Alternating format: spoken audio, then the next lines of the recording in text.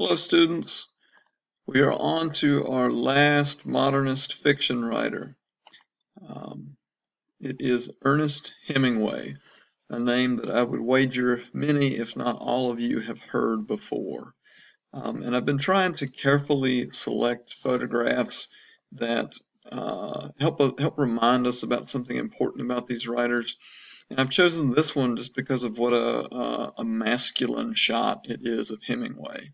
You see him here posing with a leopard that he has shot, rifle in hand, gazing off into the distance somewhere. And I chose this photo because Hemingway was very deliberate about crafting a self-image of masculinity. He was famous for attending bullfights and writing about them. He was a boxer. He was a war correspondent, and many of his novels were about military conflicts. And as you see here, he was a big game hunter and fisherman. He liked to smoke cigars. Just a real man's man all around, I suppose. Who he was in reality is much more complicated. You see that he did not live to a particularly ripe old age. He battled alcoholism and substance abuse and depression throughout his life and eventually killed himself. So the image he was putting out to the world was definitely not the full story. He also produced quite a bit of remarkable fiction. I'm going to have you read some short stories. He also published several really important novels. And something you may have heard about him before was the model that he tried to write his fiction upon. So he said that he wrote based on the iceberg theory. And he didn't say a whole lot about exactly what he meant by that, but as we all know from Titanic, what you see above the surface of the water when we're talking about an iceberg is only a fraction of what's going on there. So as you read Hemingway, it's really important to notice what's on the surface, but then to also try to think about what else is this story about, what else is going on here. There's a whole lot of subtext, a whole lot that's left unsaid in Hemingway's writing. So the piece that you're going to read, the pieces that you'll read for Monday are from this collection of short stories published in 1925 titled In Our Time. Now, this is an interesting book because of the way Hemingway constructed it. So let me pull up our PDF. And what you've got here is just a random, well, it's not random, it's a selection of pages from the beginning of the short story collection. You see here we've got chapter 3, and then this short passage that is written in italics. And then on the next page, we come to the story, The End of Something, and this is Roman font. End of Something, The End of Something goes through page 111. We get a page break, and we get another one of these italicized sections.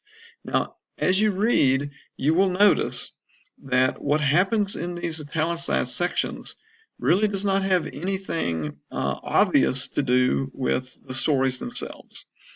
And what I'm going to ask you to do in a discussion forum is just share your theory about what the connection is between the interchapters, these italicized portions, and the stories themselves.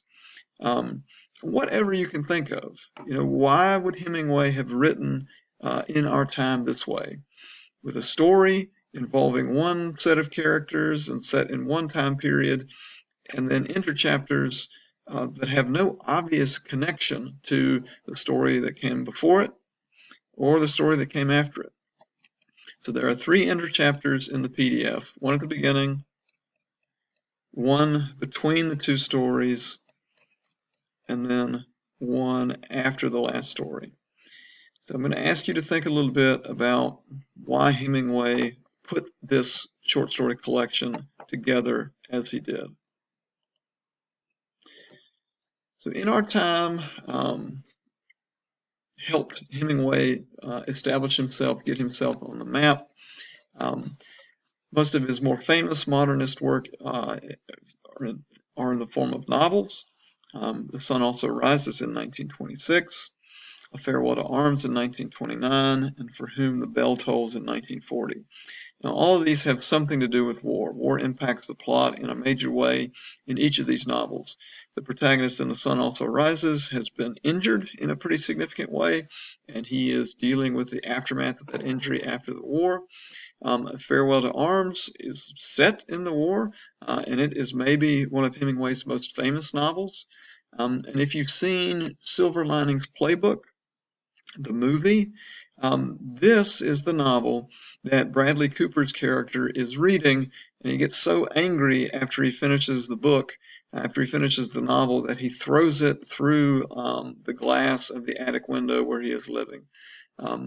So maybe that would interest you enough to read this one. It's fairly short. It wouldn't take you that long to read. For Whom the Bell Tolls is much longer, and Hemingway himself actually said it was too long. One couldn't read it comfortably in bed, and so he resolved to never write a book that long again. Hemingway won the Pulitzer Prize in 1952, and eventually he won the Nobel Prize.